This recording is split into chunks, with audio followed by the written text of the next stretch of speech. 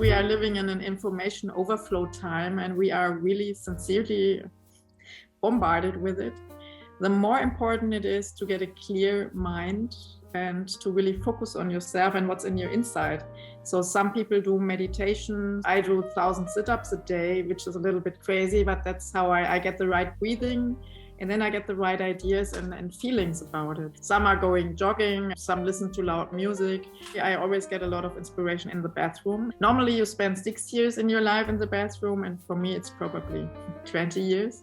I think location and a change in location is very important, because as a writer you are not a bureaucrat, you're not working in an office or something, and it's killing creativity if you go every morning at 9 o'clock. Some writers, I know they do it, but for me, I'm not really capable to do it. Go on and start at 9 o'clock in the morning. Then you take a lunch break at 12 o'clock. You start working again until late night.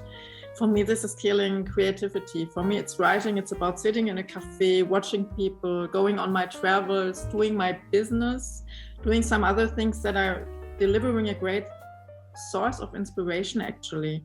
And then digesting it all, as I said, doing meditation, doing sit-ups, whatever, being in the bathroom, having a glass of wine, and then you sit down, and then suddenly you get the light, and then you start writing. And then it's actually a little bit like it is writing for you.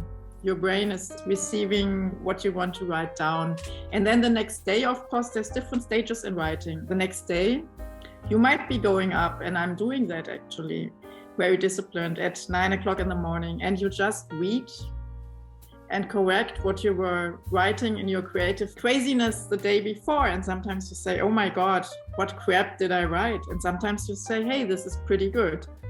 And then you're very sober, you're very focused and concentrated. And the next day you start writing again in your creative mode. And it's like a mix and match.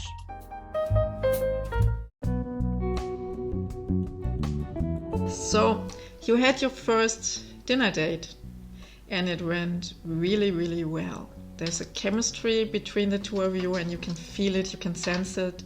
The spark can turn into a flame. So he or she, your date, is very straightforward and asks after the dinner, paying the bill, so are we gonna go to my place or are we gonna go to your place? What are you gonna do? You're raised in a conservative manner. That means first night stands are obviously not so much in your style. You rather wait for the third date to finally go on and get intimate with the other.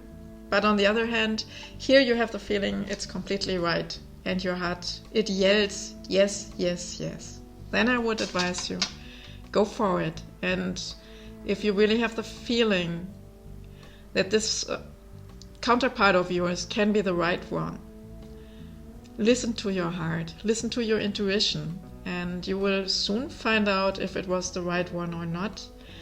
But I'm 100% sure your heart will tell you the right thing, and go for it.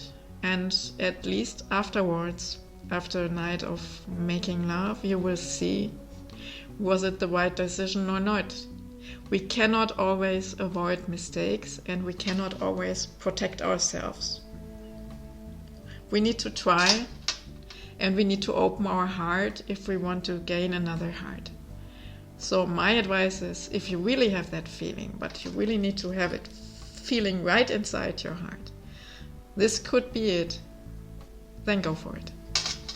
And if not, go for a second or a third date until you really have the feeling it's the right one, or maybe even it's not the right one, which can also occur. Then keep on searching.